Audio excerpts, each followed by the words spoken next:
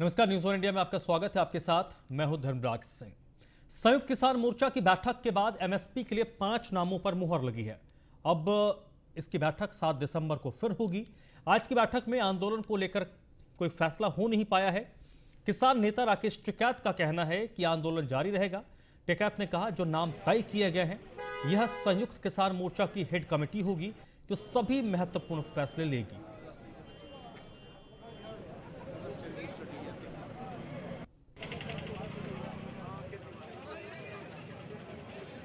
हम इस वक्त दिल्ली के सिंघू बॉर्डर पर है और सिंघू बॉर्डर पर संयुक्त किसान मोर्चा की मीटिंग जो है वो समाप्त हो चुकी है। हमारे साथ जो है वो धर्मेंद्र मलिक जी हमारे साथ आइए, उनसे जानते हैं सर क्या रहा आज की मीटिंग में। आज की मीटिंग में जो सरकार से मीडिया के माध्यम से बात आ रही है, टेबल 5 के लिए 5 सदस्यीय कमेटी का गठन किया गया है। उस कमेटी को पूरी पावर दी गई है कि कमेटी इस पर निर्णय करे और कमेटी अगर संतुष्ट होगी तो 7 तारीख में हम अपना जो फैसला है वो सुना देंगे। तो अभी धरना वापिस नहीं लिया जा रहा? 7 तारीख तक तो यहीं रहेंगे सब लोग। और एमएसपी पर क्या वार्तालाप हुई है? एमएसपी पर सरकार बताएगी ना कि क्या है। हम यही तो पूछना चाहते हैं ना, क्या वार्तालाप हुई है, कमेटी कैसी है कैसी नहीं है। तो कमेटी बना दी गई है आप लोगों की तरफ से? हमारी ये कमेटी केवल सरकार से बातचीत के लिए बनी है। कौन कौन मौजूद है उस कमेटी में? 7 लोग। अशोक धवले जी हैं, युद्धवीर जी हैं और आपके गुरनाम चढ़ोनी हैं, शिव कुमार कक्का जी हैं, बलबीर सिंह राज्यवाल, 5 लोग हैं। तो 7 तारीख को दोबारा फिर जो है किसान मोर्चा की बैठक होगी जी, उसमें फैसला लिया जाएगा, धरना रहेगा या नहीं रहेगा।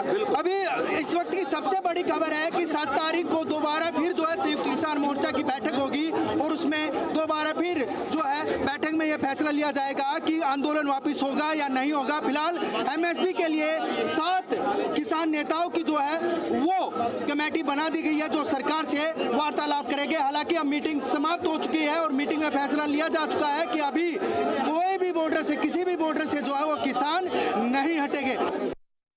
इस वक्त हमारे साथ किसान नेता योगेंद्र यादव जी मौजूद है, ये उनसे भी जानते हैं कि आज किन किन मुद्दों पर बात की गई। योगेंद्र यादव जी, आज किन मुद्दों को लेकर बात की गई है? क्या किसान आंदोलन अब समाप्ति की ओर है? आज संयुक्त किसान मोर्चा की जो बड़ी बैठक हुई उसमें तमाम मुद्दों की स्टॉक टेकिंग की गई और फैसला हुआ कि अभी हमें सरकार की तरफ से कोई संतोषजनक उत्तर नहीं मिला है। जैसे ही संतोषजनक उत्तर मिलता है मोर्चा आगे फैसला लेगा और उत्तर लेने के लिए मोर्चे की तरफ से एक 5 सदस्यीय कमेटी बना दी गई है। वो उस कमेटी अपना सरकार से बातचीत करेगी और जो जवाब मिलता है उसको मोर्चे के सामने 7 तारीख को रखेगी। इसके बाद आगे का फैसला। कल हरियाणा के मुख्यमंत्री मनोहर लाल खट्टर के साथ ही बैठक हुई है कुछ किसान नेताओं की, उसमें भी बात रखी गई थी कि कहीं ना कहीं जो मुकदमे किसानों के ऊपर दर्ज है उन मुकदमों को हरियाणा सरकार को वापस लेना चाहिए। तो उनके बारे में क्या बात हुई अभी इन मुद्दों पर भी? बात हरियाणा में भी हुई है, बात बाकी जगह भी हुई है, अभी सिरे नहीं चढ़ी है बात। और इसलिए हमने आज ये कमेटी बनाई है ताकि बातचीत को सिरे चढ़ाया जा सके, ताकि एक स्पष्ट निर्णय उसके अंदर लिया जा सके। और हमारी उम्मीद है अगले 2-3 दिन के अंदर ये कमेटी बात करके एक स्पष्ट निर्णय हमारे सामने रखेगी। क्या अभी जो केस है वे वापस होने की उम्मीद है और एमएसपी पर क्या रहेगा? उम्मीद है बिल्कुल कि सारे केस वापस होंगे। ये तो इनफैक्ट हमारी शर्त है, क्योंकि केसों की वापसी के बगैर तो हम यहाँ से उठने वाले नहीं हैं। इसलिए इस संघर्ष को, इस संदर्भ को आगे रखते हुए हम बात चल रहे हैं। अच्छा, कुछ किसान नेता जो है वो खफा थे कि अब घर जाना चाहते थे, लेकिन अब कहीं ना कहीं आज जो मीटिंग हुई है संयुक्त किसान मोर्चा की उसमें क्या निकला? ऐसी खबरें पहले दिन से चलाई जा रही है कि मोर्चा टूट गया टूट गया टूट गया। बेचारे 1 साल से खबर चला रहे हैं, अब तो थक गए होंगे ना खबर चला के। ना तब वो खबरें सच थी ना आज सच। तो अब 7 तारीख को जो है वो दोबारा फिर मीटिंग की जाएगी? जी, 7 तारीख को दोबारा मीटिंग होगी जब हम इसके बारे में अंतिम निर्णय लेंगे। बिल्कुल, 7 तारीख को जो है वो दोबारा फिर मीटिंग होगी और कहीं ना कहीं अब एक कमेटी बना दी गई है जो एमएसपी पर जो है वो केंद्र सरकार से बातचीत करेगी और एक अहम निर्णय जो है वो निकल कर आएगा। न्यूज़ वन इंडिया के लिए सनी तुषार सिंघू, बॉर्डर। दिल्ली में आज आम आदमी पार्टी ने सदस्यता अभियान की शुरुआत की है। पार्टी कार्यालय में हजारों लोगों की मौजूदगी में डिप्टी सीएम मनीष सिसोदिया, पर्यावरण मंत्री गोपाल राय समेत पार्टी के कई विधायक, पार्षदों ने सदस्यता अभियान की शुरुआत की है। आपको बता दें कि आगामी एमसीडी चुनाव को लेकर आम आदमी पार्टी फुल फॉर्म के साथ मैदान में उतरेगी। इसलिए अब दिल्ली के लोगों को पार्टी से जोड़ने के लिए इस सदस्यता अभियान की शुरुआत की गई है। इस दौरान मनीष सिसोदिया ने पार्टी के तमाम कार्यकर्ताओं को इसकी जिम्मेदारी दी है और कहा है कि कुछ भी हो, सभी पदाधिकारियों को अपने बूथ लेवल पर पूरी मेहनत के साथ काम करना है। देखिए, ये बड़े हर्ष और गर्व की बात है कि एमसीडी 2022 से पहले आज हम यहाँ सदस्यता अभियान लॉन्च कर चुके हैं। हमारे माननीय गोपाल राय मंत्री जी और क्या नाम मनीष सिसोदिया जी, सब साथी विधायकों ने मिलकर आज यहाँ पे लॉन्च किया है। और कल से जब हम हर मंडल पे, हर बूथ पे जाएंगे तो ये उत्साह और भी ज़्यादा भरपूर होगा, क्योंकि दिल्ली में हमें 50 लाख से ज़्यादा वॉलंटियर जोड़ने हैं। और ये बहुत ही ऐतिहासिक कदम होगा कि इतने कार्यकर्ता, इतने वॉलंटियर हमारे पास होंगे जब 2022 के चुनाव में हम जाएंगे और एमसीडी से इस भाजपा को 15 साल से उखाड़ के फेंक देंगे। देखिए, ये बहुत अच्छी पहल है और बहुत टाइम बाद 2012-13 में पार्टी का कैंपेन चला था, मेंबरशिप कैंपेन। उसके बाद अब ये 2021 में दोबारा ये मेंबरशिप कैंपेन जो चल रहा है, इसको वॉलंटियर्स में काफ़ी जोश है, क्योंकि काफ़ी बड़ी तादाद में लोग ऐसे हैं जो मेंबर बनना चाहते हैं और वो मेंबर नहीं बन पा रहे थे। तो एक तो ये कि मेंबरशिप, वो लोग मेंबर बनेंगे और मेंबर बनने के साथ साथ इस अभियान से हम लोग आसानी के साथ, जैसे दिल्ली की आवाम इस वक्त दिल्ली की एमसीडी को लेकर जो परेशान है, एमसीडी से भाजपा को हटाने का, उनका सफाया करने का मुकम्मल तौर से उसमें हमें और आसानी होगी। वैसे तो पूरे दिल्ली में इंशाल्लाह अल्लाह ने चाहा तो इस बार एमसीडी से भाजपा का सफाया हो ही रहा है, लेकिन उसको जिस तरह से विधानसभा के रिजल्ट आए थे, इंशाल्लाह इसी तरह से इस अभियान के बाद एमसीडी में भी रिजल्ट आएगा। मुझे उम्मीद। दिल्ली में नई आबकारी नीति के खिलाफ बीजेपी पर और कांग्रेस हमलावर है। इससे को लेकर आज दिल्ली प्रदेश कांग्रेस कमेटी ने प्रेस कॉन्फ्रेंस किया है। इस दौरान सुभाष चोपड़ा और विधायक अनिल भारद्वाज ने केजरीवाल सरकार पर कई सवाल खड़े किए और पूछा कि आम आदमी पार्टी आखिर दिल्ली की जनता को शराबी बनाने पर क्यों तुली है। उन्होंने कहा है कि कांग्रेस दिल्ली की जनता के साथ ये नहीं होने देगी और जिस तरीके से दिल्ली के 272 वार्डों में करीब 750 ठेके खोले जा रहे हैं, इसका कांग्रेस विरोध करेगी।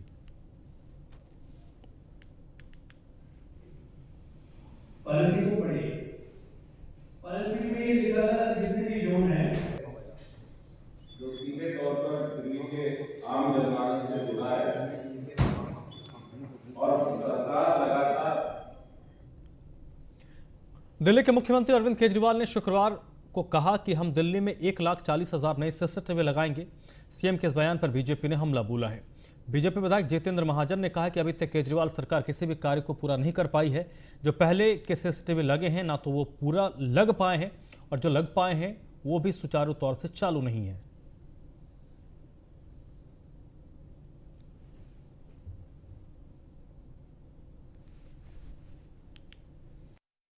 दिल्ली सरकार का काम सिर्फ घोषणाएं करना है। दिल्ली सरकार बार बार घोषणाएं करती है। दिल्ली सरकार ने यमुना नदी साफ कर दी है। दिल्ली सरकार ने दिल्ली के अंदर प्रदूषण खत्म कर दिया है। दिल्ली सरकार ने दिल्ली के अंदर लाखों लोगों के राशन कार्ड बना दिए हैं। दिल्ली सरकार ने हर महीने दिल्ली के गरीबों लोगों को राशन देने का जो वादा किया था वो पूरा कर दिया है। ऐसे बुजुर्गों को पेंशन दे दी है। ऐसे कर कर दिल्ली सरकार की हर घोषणा झूठी है। केजरीवाल सरकार ने पहले भी लाखों कैमरे दिल्ली के अंदर लगाने का वादा किया था। आप किसी भी विधानसभा में देख लीजिए कितने कैमरे लगे हैं और कितने काम कर रहे हैं। और बार बार मांग उठाने के बावजूद भी दिल्ली सरकार सिर्फ घोषणाएं कर रही है, जमीन पर काम नहीं कर रही। उत्तर पूर्वी दिल्ली में बढ़ते प्रदूषण को रोकने के लिए शाहदरा उत्तरी जोन के उपायुक्त संजीव कुमार मिश्रा एक्शन मोड में हैं। उन्होंने निगम के कर्मियों को दिन रात काम पर लगाया हुआ है। संजय मिश्रा ने बताया कि प्रदूषण से अपने बच्चों को और अपने आप को किस तरीके से बचाया जा सकता है और प्रदूषण से किस तरीके से बचा जा सकता है।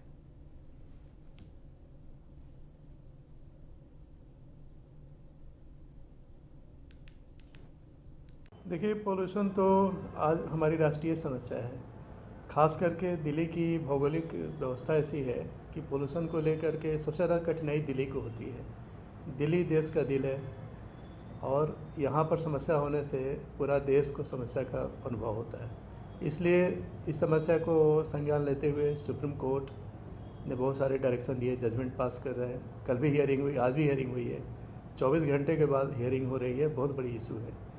सुप्रीम कोर्ट के आदेशानुसार DPCC Delhi pollution control board बना हुआ है, पहले वो एक्टिव है। साथ में एक नया व्यवस्था बना हुआ CAQM बोलते हैं, commission of air quality management. उन लोगों का, दोनों एजेंसियों का हमारे पास ऑर्डर आता है हम उसको उस आदेश को पालन। उत्तरी दिल्ली के पूर्व महापौर जयप्रकाश ने बताया कि कोरोना के नए वेरिएंट ओमिक्रॉन से निपटने के लिए उत्तरी दिल्ली नगर निगम ने अपने संसाधनों में बढ़ोतरी की है। उन्होंने बताया कि उत्तरी दिल्ली नगर निगम को हिंदूराव अस्पताल, RBIPMT अस्पताल और गिरधर लाल अस्पताल में 1000 LPX क्षमता के ऑक्सीजन प्लांट लगाने का कार्य पूरा हो चुका है। उन्होंने बताया कि सभी ऑक्सीजन प्लांट प्रधानमंत्री केयर फंड और पेट्रोलियम मंत्रालय के सहयोग से लगाए गए हैं। जयप्रकाश ने बताया कि कोरोना का नया वेरिएंट अपने पैर पसार रहा है और इसकी शुरुआत दक्षिण अफ्रीका के देशों से हुई है। इसके मद्देनजर भारत सरकार सतर्क है और इस संबंध में जरूरी दिशा निर्देश जारी किए जा चुके हैं।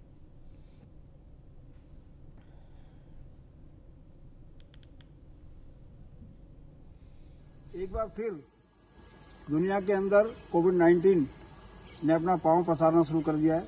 इस बार ये ओमिक्रॉन के नाम से आया है और दक्षिण अफ्रीका के देशों से इसकी शुरुआत हुई है, लेकिन उसके मद्देनज़र भारत सरकार सतर्क है और देश के अंदर एडवाइजरी जारी कर दी गई है। मैं भी दिल्ली के सभी लोगों को विश्वास दिलाना चाहता हूं कि हमारे उत्तरी दिल्ली नगर निगम का हिंदूराव अस्पताल हर बार की तरह इस बार भी तैयार है और इस बार हम बेहतर तैयार हैं। हमने अपना ऑक्सीजन प्लांट यहाँ लगा दिया है जो कि प्रधानमंत्री केयर फंड से आया है और पेट्रोलियम मंत्रालय ने इसमें हमारा सहयोग किया। धर्मेंद्र प्रधान जी का विशेष धन्यवाद जिन्होंने कि हमारे 3 अस्पतालों में इस प्रकार के प्लांट लगवाए हैं। हम हर तरह से तैयार हैं। पहले हमारे ऊपर वेंटिलेटर बेड भी कम थे, उनकी संख्या बढ़ी है। इस बार अगर जरूरत पड़ी तो हिंदूराव अस्पताल पहले से बेहतर से। स्पाइडरमैन की तरह रोशनदान के से घर में घुसने वाले रातों रात लाखों की ज्वेलरी और कैश पर हाथ साफ करने वाले एक स्पाइडरमैन चोर को द्वारका नॉर्थ पुलिस ने गिरफ्तार किया है। गिरफ्तार आरोपी 1.5 दर्जन से ज्यादा वारदात को अंजाम दे चुका है। आरोपी के पास से 4 सोने की चेन, 8 सोने की अंगूठी समेत कई आभूषण बरामद हुए हैं। इसकी गिरफ्तारी से पुलिस ने 19 मामलों का खुलासा किया है। डीसीपी शंकर चौधरी ने बताया गिरफ्तार सिंधमार की पहचान आबाद के तौर पर हुई है, जबकि इससे चोरी की ज्वेलरी खरीदने वाले की पहचान अरुण के तौर पर हुई है।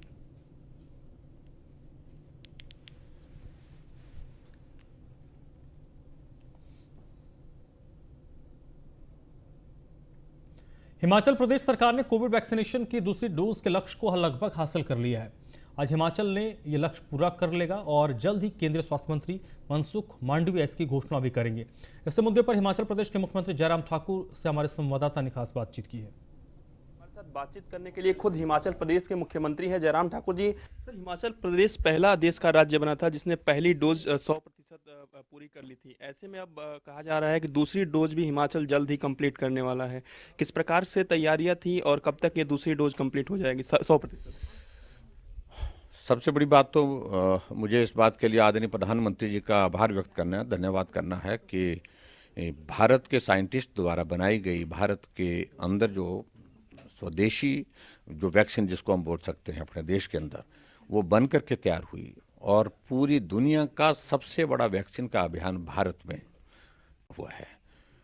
जहां 100 करोड़ डोजेस का आंकड़ा पार करने के बाद भारत पूरी दुनिया में पहले स्थान पर है और भारत में हिमाचल प्रदेश पहले स्थान पर है।